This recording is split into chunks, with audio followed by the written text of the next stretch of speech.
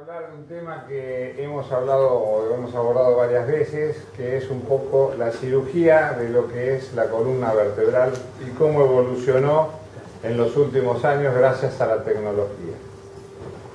Para hablar del problema o de la cirugía de la columna vertebral, vamos a remontarnos por ahí a la cirugía más básica, que es la microdisectomía o la operación de hernia de disco lumbar. Para saber qué es la hernia de disco lumbar, vamos a empezar a remontarnos un poco en la historia del desarrollo del hombre y cómo es que empezó a aparecer una patología como la hernia de disco cuando en general el resto de la población animal no la tiene, salvo a veces el caballo y en ocasiones raras el perro. El tema de cómo empezó la hernia de disco cuando uno estaba en la posición así fetal o cuando éramos recién Homo erectus, que empezamos a aparecer con un poco de lordosis. La lordosis es la parte baja de la columna lumbar, y nos fuimos acomodando discretamente para que el centro de gravedad pase por el centro del cuerpo. Fuimos cambiando un poco la fisonomía de la columna vertebral. Aprovechando esa fisonomía, pusimos en la base de la columna vertebral las vértebras más grandes, y a medida que vamos subiendo tenemos vértebras más chicas, con una orientación de las facetas articulares que varía de acuerdo al movimiento que uno pueda hacer. Cuando vamos a la cervical puede ir para arriba, para abajo, para derecha, para izquierda, para lateral y para rotación. Cosa que es muy notorio en la cervical, no tan notorio en las torácicas y no tan notorio en las vértebras lumbares. Ahora, ¿qué pasó después que nosotros pasamos de Homo erectus a Homo sapiens? Cuando empezamos a caminar más derechos, que empezó a cambiar el órgano de la fonación, como es la voz, que empezó a desarrollarse otra circunvolución cerebral, como es la utilización de la mano para poder utilizar distintas herramientas, y lo que nos diferencia del resto del mundo, que es la oposición del pulgar, que ni los simios la tienen. Volviendo al simio, el simio quedó inclinado hacia adelante y aprovecha sus manos para disminuir una cosa o una ley que no hemos podido solucionar, que es la ley de la gravedad. Entonces, si vamos a hacer un reconto de cómo está el resto del reino animal, sin que sea muy... suponiendo que esto sea un dinosaurio,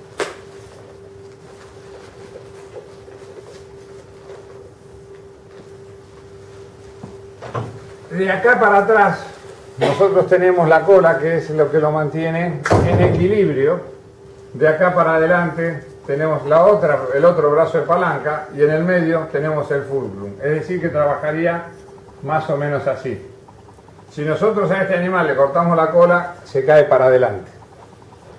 La columna vertebral es exactamente lo mismo. Tiene una lordosis, tiene una cifosis y tiene otra vez una lordosis. La fuerza de la gravedad pasa por este lado, por acá y por acá. Es decir, que parte de la columna queda por delante de ese centro de gravedad, parte por detrás, parte por delante.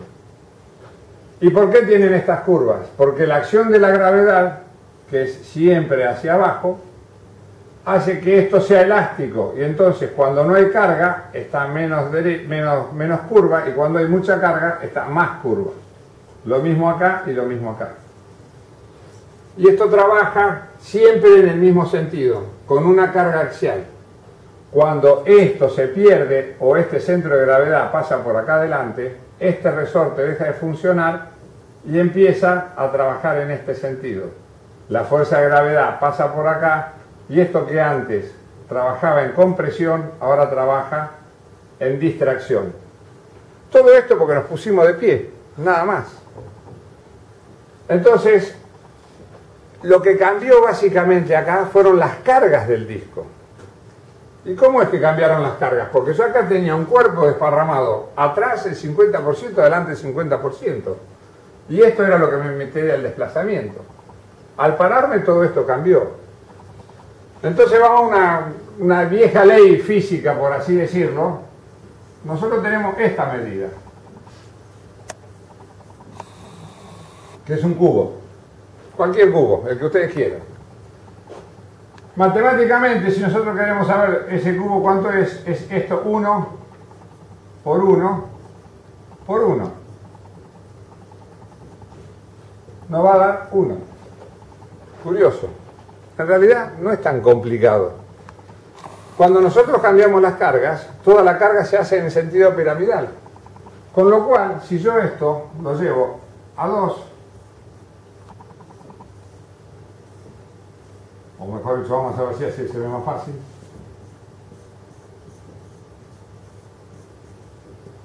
Ese aumento de la carga ya no es 1 por 1 por 1, es 2 por 2, 4 por 2, 8.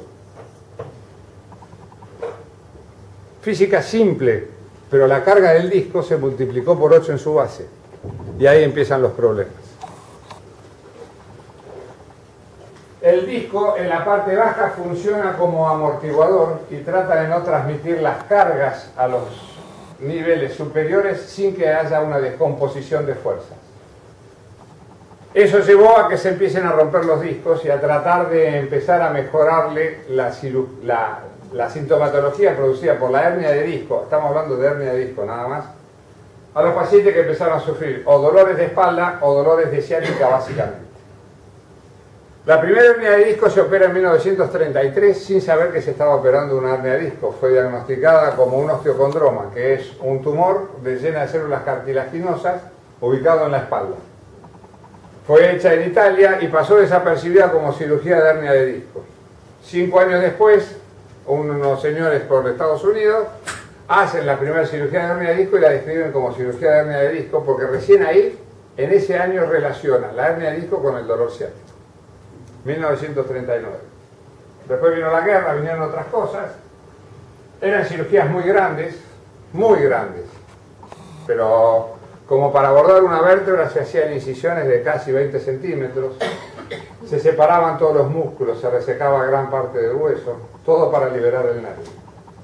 Hasta que por el año 70, allá por Las Vegas, las chicas que trabajaban de corista no conseguían trabajo cuando les dejaban una cicatriz terrible. Y un señor que se llamaba Williams empezó a hacer un separador más chiquitito para que las coristas tuviesen una cicatriz que no pase los 5 centímetros. Y después nos invadió la tecnología, espejos, luz fría, fundamental, porque la luz levanta mucha temperatura, aunque uno piense que no. Y el nervio es muy sensible, hasta 45 grados soporta, más no. Y alguien que pueda tener la mano en la lamparita más de media hora, no creo. Aparece la fibra óptica. Y aparece tecnológicamente un montón de separadores que facilitan el acceso a la hernia de disco o que facilitan el acceso a la liberación del nervio a través de la microdisectomía lumbar. Se fue perfeccionando con el correr del tiempo y hoy tenemos dos tipos diferentes. Uno que se hace a través de fibroscopio y otro que se hace a través de microscopio. Cada uno tendrá sus ventajas, cada uno tiene sus desventajas. El tema es que con fibroscopio son 2 incisiones muy chiquitas, pero tiene aumento o un porcentaje incrementado de la cantidad de recidivas, es decir, que el disco pueda volver a herniarse, porque por un agujerito tan chiquito a veces no es posible sacar todo el disco. El microscopio es una incisión un poco más grande, tiene menos porcentaje de recidiva y tiene menos lesión de la dura madre, que la tiene un poquitito en un porcentaje más alto el de la fibroscopio, del fibroscopio. Microscopio usa la luz del microscopio, el fibroscopio, que es por luz por cable, utiliza una luz fría. Básicamente son técnicas que cada uno estará más o menos confortable con el tipo de cirugía que se realiza. Ahora, ¿cómo llegamos a la hernia de disco? Al diagnóstico de hernia de disco y que eso es lo que molesta. En un momento determinado, en la década del 50, se hacían unos estudios de contraste que se llamaban mieloradiculografía, con un contraste iodado. La década del 70 y la del 80 más o menos se siguió con la misma, lo que pasa es que era un contraste más hidrosoluble, es decir, que se diluía más en el líquido cefalorraquídeo que el otro que tenía mucho aceite. Y eso mostraba una muesca, no decía de qué se trataba, pero sí que el nervio tenía una muesca. Y de acuerdo al lugar uno asumía que era una hernia de disco o algo similar. En el 85-86 aparece la resonancia, que empezó a revolucionar el mercado de lo que era la hernia de disco y las lesiones medulares. Y a medida que la resonancia fue perfeccionándose desde el punto de vista tecnológico, fue mejorando el diagnóstico. Y muchas enfermedades que antes no se diagnosticaban, con la resonancia se empezaron a diagnosticar. Entonces ahora vamos a ver un poquito qué es eso. Esto es un separador chiquitito que se utiliza, después vamos a ver si se puede ver bien la dimensión. Pero una vez hecha la incisión en la piel, uno coloca este separador y esto que está acá abajo es un ligamento que hay que levantar para poder ver bien el nervio y por debajo del nervio poder ver bien el disco cervical o el disco lumbar. Con ese bisturí se hace una incisión sobre ese disco. Este separador corre el nervio, que es este que está en ese lado, y el disco que está ahí se saca. Hasta la década del 70, en general uno sacaba todo el disco. Lo que pasa es que la artrosis que desarrollaban los pacientes con una disectomía, que era la resección del disco en forma total, era inevitable, y no más allá de los 2 o 3 años. Lo mismo que pasaba con las rodillas. Las rodillas del jugador de fútbol le sacaban el menisco entero con una incisión de más de 5 centímetros y la rodilla quedaba destruida a los 2 años. Se llegó a la conclusión de que es mejor operarlo 2 veces o 3 veces de un pedacito de disco que se le rompió que sacarle de un saque todo el disco. Y así se empezó a hacer. Entonces se hacía una incisión muy chiquitita y se sacaba ese disco. Ahí está en tamaño real, más o menos es medio difícil decirle lo que miden, pero ahora van a ver las manos, porque todo esto está agrandado por el microscopio. Si se impresiona no hay sangre, pero no importa. Pero para que tengan una idea, esta es la espalda del paciente y estos son las cosas que soportan los separadores. Y eso es la incisión por donde se llega al disco. Y ahí estamos dentro del disco. Una cosa que es de la línea media y otra cosa que es lateral. Yo sé que es muy difícil ver qué es lo que hay, pero vamos a tratar de ver lo que estábamos viendo recién. Fíjense que solamente se toma casi media vértebra, y esto es para saber la profundidad, que son dilatadores, para no romper nada del músculo, sino que lo vaya dilatando a medida que penetra. Esa es el dilatador puesto y la pinza que hace de aspiración para poder... Ese es el núcleo que uno saca y ese es el anillo que uno deja. Lo que yo les decía, ese es el dedo pulgar del cirujano, más o menos ver lo que es la incisión. La utilización del microscopio es fundamental. Y ahí está la medida de lo que es la incisión de la mínimamente invasiva. Estamos hablando mínimamente invasiva de una hernia de disco. Y ahora, más o menos, esto es una cirugía en vivo, que se las voy a mostrar, no se impresionen. Lo que van a ver, es muy difícil de ver qué es lo que hay ahí. Ninguno de ustedes tiene el ojo acostumbrado. Lo que van a ver que se saca es el disco roto.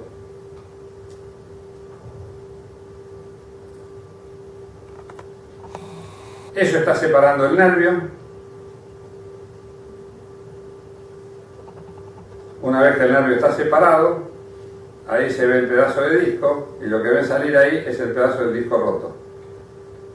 No piensen que es tan grande, porque esto está aumentado casi 10 veces.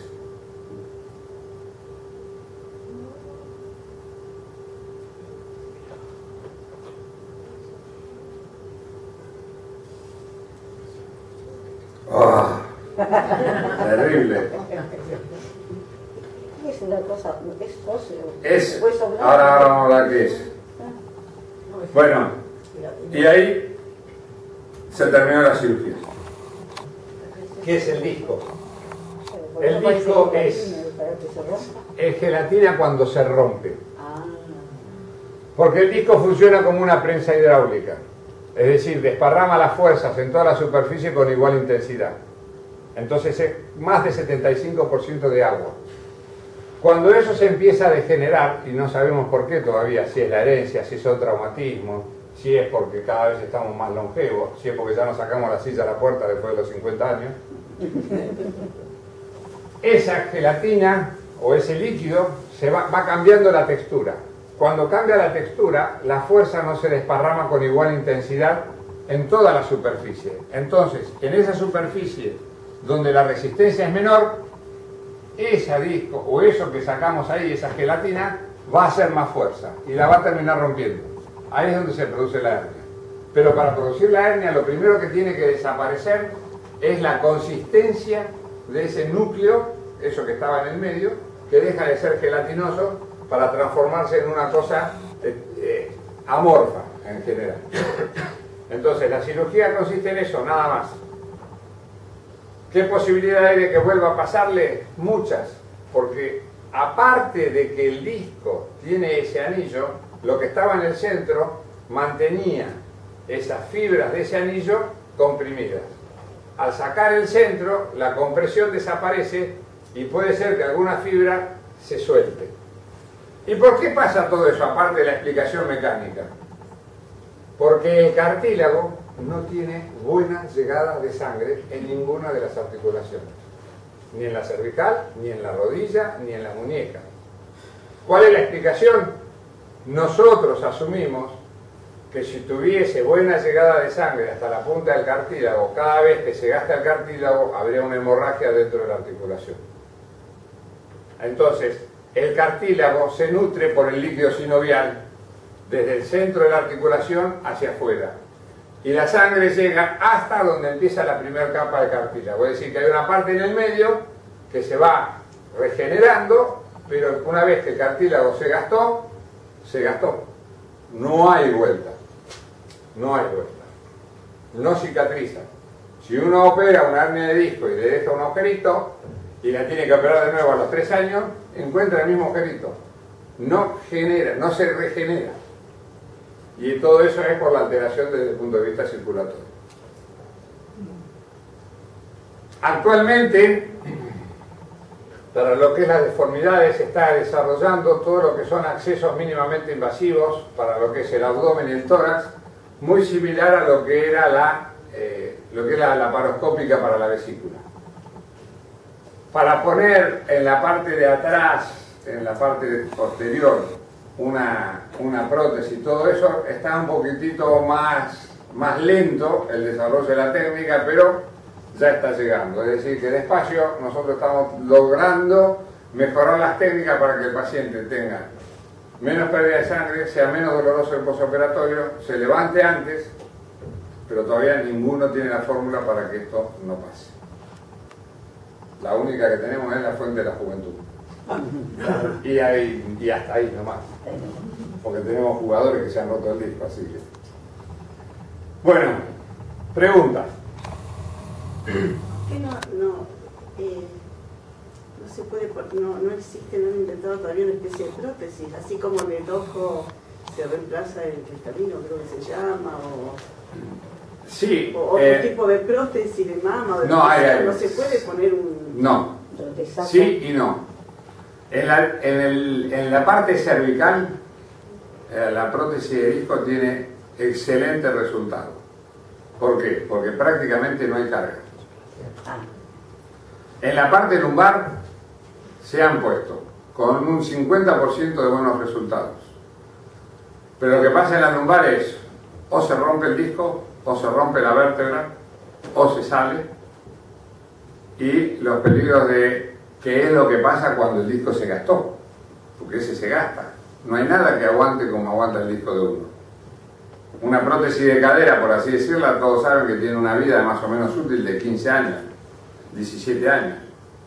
Pero el que se operó de la cadera se operó cuando tenía 50 o 60 y estuvo 50 años con su cadera. Es decir, hasta ahora no hay nada que supere el cuerpo humano. Nada. ni el titanio, ni nada de eso. ¿Por qué no hay gel? Porque el problema es cómo contenerlo. Yo tengo que tener una estructura que me rodee el gel, que sea más fuerte que el mismo gel, porque me lo tiene que mantener adentro. Y el gel no se puede deteriorar con el correr de los años, porque si no volvemos a la misma. Están todos trabajando en esto de cómo hacer para prevenir la hernia de disco.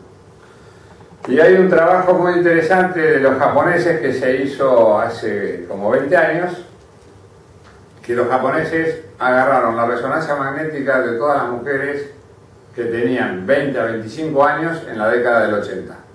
Las llamaron por teléfono a todas, le dijeron vengan para acá, ¿quiénes tienen hijas? Hijas. Todas nosotras, bueno, ustedes, resonancia nueva, tráeme la vieja y le vamos a sacar una resonancia a las hijas de las que tenían en la década del 80, tuvieron hijas y una resonancia hecha. Y la resonancia de las hijas era exactamente igual a la que tuvieron la madre 30 o 25 años atrás. No así de varón a varón, pero sí de mujer a mujer. ¿Qué hay que cambiar? ¿El disco o la genética? Es muy difícil. Muy difícil. No hay forma de prevenirlo aunque se sepa que la pobre mujer va a tener... Pero si uno pudiese prevenir el disco, ya estamos en condiciones de lo que estábamos hablando hoy. Vamos a prevenir de que la arteria no se te tape, de que no tengas que usar anteojos a los 50, de que no te quedes pelado a los 45, de que no tengas canas a los 60. Es decir, vamos a morirnos tal cual estábamos a los 17. Hay un montón de cosas en el medio y hay una historia que hay que ver quién la soporta. Me queda allá arriba. Sí, los termomasajeadores por calor puede ayudar a bajar la inflamación con inyección de helio y evitar que la degeneración La degeneración en realidad adentro hace nitrógeno, la degeneración discal. El gas que tiene es nitrógeno.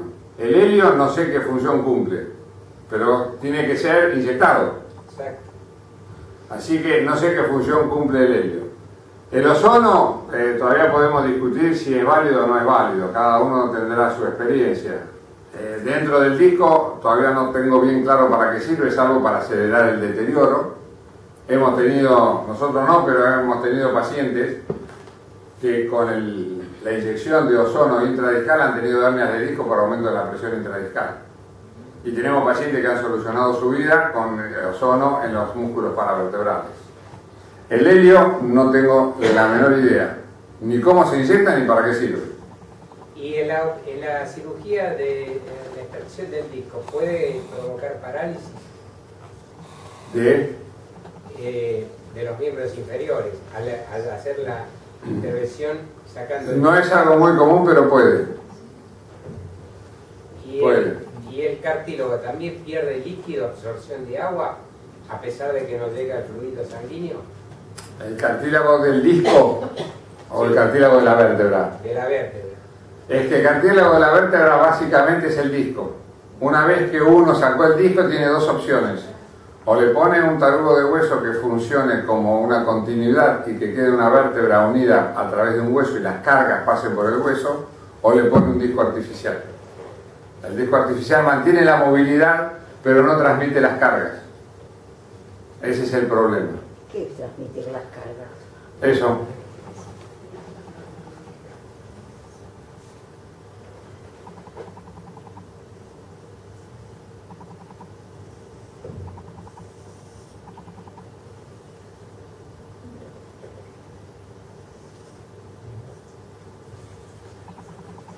Esta es una vía de tren.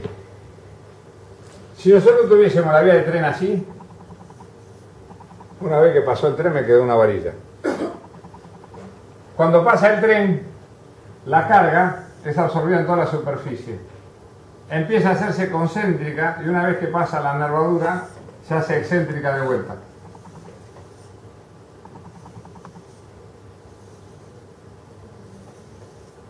¿Sí? ¿Esto se entiende? Sí. Esto es un núcleo líquido con un centro que desparrama la carga en todas las direcciones con igual intensidad. Y esto es expandible. Es decir, que cuanto más peso tengo yo acá, esto se me achata más, esto se me oblonga más y las cargas las voy absorbiendo. Una vez que pasó, por eso las vértebras tienen esta forma, una vez que pasó, la del medio está así, y después tenemos otra carga que hace que esto venga para acá, que esto venga para acá, que esto haga esto, y todo esto en un solo corte. Por eso es tan difícil diseñar el disco, porque la distribución de las cargas de esto es infinita. Si yo saco este disco y tengo un disco que es un plato así, y tengo otro que hace esto, posiblemente sí tenga el movimiento, posiblemente tenga la rotación. Lo que no tengo es esto. Porque cuando hago esto no hay material que me aguante y se me parte. Entonces, esto que es elástico, lo que hace es esto, transmitir las fuerzas, y cada vez que llega acá, otra vez empieza el mismo dibujo. Esta vértebra viene con línea de fuerza hasta acá, que son las que me permiten hacer esto. Entonces de acá a acá tengo fuerzas de tracción, estas son fuerzas de compresión, y esta viene acá arriba. Y lo mismo que estas que pasan de vértebra a vértebra. Por eso digo, las líneas de carga son infinitas, pero esto es lo que actúa como centro para distribuidor de las cargas. Cuando pasamos a un disco, por eso decía, solucionamos el problema de la movilidad, pero no el traslado de la carga. Con lo cual, a veces el cambio de disco hace de que no sea factible que el disco de arriba se salve con el correr de los años de tener el mismo problema. Porque la distribución de las cargas es diferente. Todavía estamos en discusión si es así o no es así, pero digamos que con los estudios biomecánicos es un poco lo que tenemos. Por eso las cargas habría que distribuirlas sobre los miembros inferiores, tratando de no cargar la columna. No tanto, no tanto. Porque cuando uno camina, yo agarro un lápiz. Entonces yo camino y hago esto. ¿Sí? Yo no me moví. Y vuelvo y hago exactamente lo mismo, no me moví. Y casi es la misma línea. Y cuando miro de arriba, es la misma línea. No voy así. Y cuando camino yo apoyo en una sola pierna. ¿Y entonces por qué pasa eso? Porque si yo no apoyo en una sola pierna y cargo por ese lado, me caigo. Yo no puedo caminar derecho porque hago esto si camino en una sola pierna. En cambio ahí yo me puedo parar. Pero cuando yo me cambio, ¿qué hice? Volvemos a la misma ley de antes. Desplazo mi centro de gravedad. Eso es la base de todo esto es la fuerza de gravedad. La ley de gravedad es para todo igual. Para el Congreso, para nosotros, para el tribunal, ¿cómo se llama? La Corte Suprema. La ley de gravedad anda para todo, es lo único que anda. Y hay que ver cómo la podemos hacer amiga. Pero al levantar peso, trabajando sobre los músculos, sobre los miembros. Pero eso es otra cosa. Eso es porque uno tiene un punto acá, y entonces cuanto más largo es el brazo de palanca, más voy a tener acá. Es decir, esto actúa como una palanca de segundo género, como el de la barrera. Claro. Yo tengo mucho peso atrás, que es el que me soporta la espalda, pero cuanto más lejos tengo los brazos, más fuerza voy a hacer con la espalda. Las piernas es para acercar el brazo de palanca. Porque si yo hago esto y trato de bajarme con los... no llego, me caigo para adelante. Hay que tratar de evitar hacer fuerzas para que no tener hernia de disco, digamos, y en algo. Hay que tratar, claro, hay que tratar de la vida de antes y de ahora. Antes se hacía más fuerza, a lo mejor que no sé si se hacía más fuerza, no sé si se hacía más fuerza. Lo que las cargas, es decir, lo que uno tiene que tratar es de que no se aleje el centro de gravedad del centro del cuerpo. Por ejemplo, usted va a lavar los platos. Es terrible. Es terrible porque trabaja sí, ahí. Es terrible. Entonces, ¿cuál es la más fácil? Hay que abrir la puertita de abajo y meter una pierna adentro. Entonces, al tener la pierna adentro, el centro de palanca o el centro de gravedad, yo la achico. Es fácil. Es terrible como lavar los platos. Y por eso lo digo, es decir, el tema de lavar los platos, por eso, o sea, que es porque la pileta la tenemos allá. veces trato de quedarme bien derecha y clavar los Sí, por eso. Y si no, hay que ponerse una fajita para que la fuerza no la haga eso. Si no, abrir la alacena y meter la pierna adentro como si le estuviesen mostrando el zapato. Ay, eso ayuda. Quiero preguntarle algo. La operación de columna, el resultado práctico, ¿cuál es? ¿Queda la persona con alguna secuela? ¿Hasta dónde se puede lograr? No más de, a ver, no más de la que tiene. ¿Por qué? Porque el disco se rompe, pero se rompe porque hay un deterioro previo. Se rompe porque las articulaciones no funcionaron bien. Entonces a veces uno tiene una idea, me opero de la hernia y solucioné. Solucionó el problema que le causaba el dolor, que es la compresión. Pero si el problema básico era la transmisión de la fuerza, o el disco, porque tocan vértebra con vértebra, por ahí ese dolor no lo soluciona, que son los que tienen dolor de espalda después que se operaron de la hernia de disco. Hay algunos que sí, otros que no. Explicación no tenemos. Pero no pierde más de lo que uno tiene perdido. Lo mismo que dicen, lo operamos de la cuarta y de la quinta y por eso después se le empezó a deteriorar la tercera. Pero hay gente que nunca se operó y se deterioró la quinta, la cuarta, la tercera y siguió para arriba. Son todas cosas que no tenemos muy claras.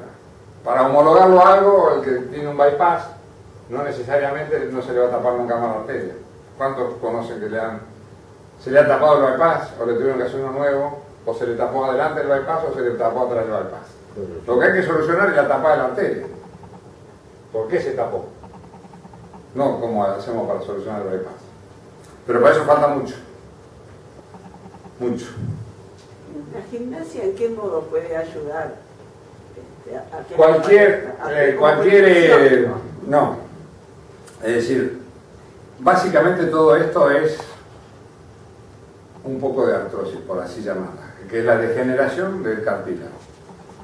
La gimnasia lo que hace es impedir que esa artrosis progrese, y esa progresión de la artrosis lleva a una disminución de la movilidad articular.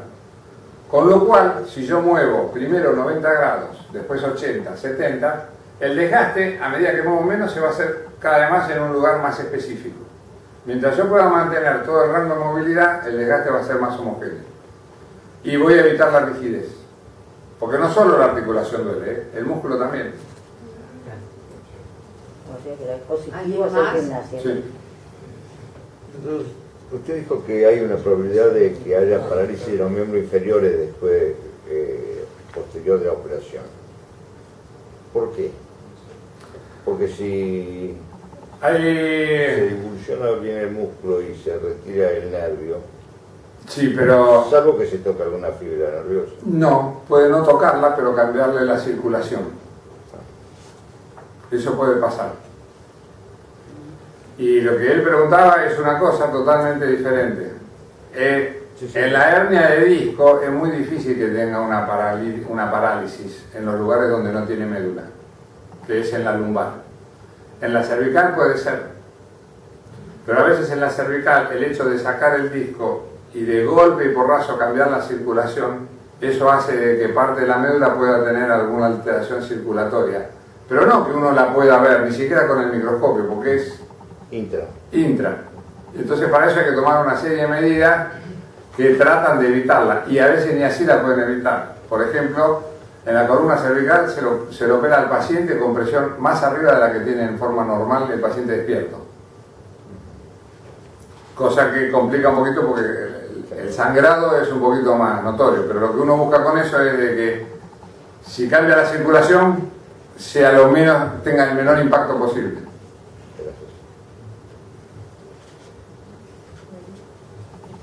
¿No más cuestión? Muchas gracias. Gracias a usted.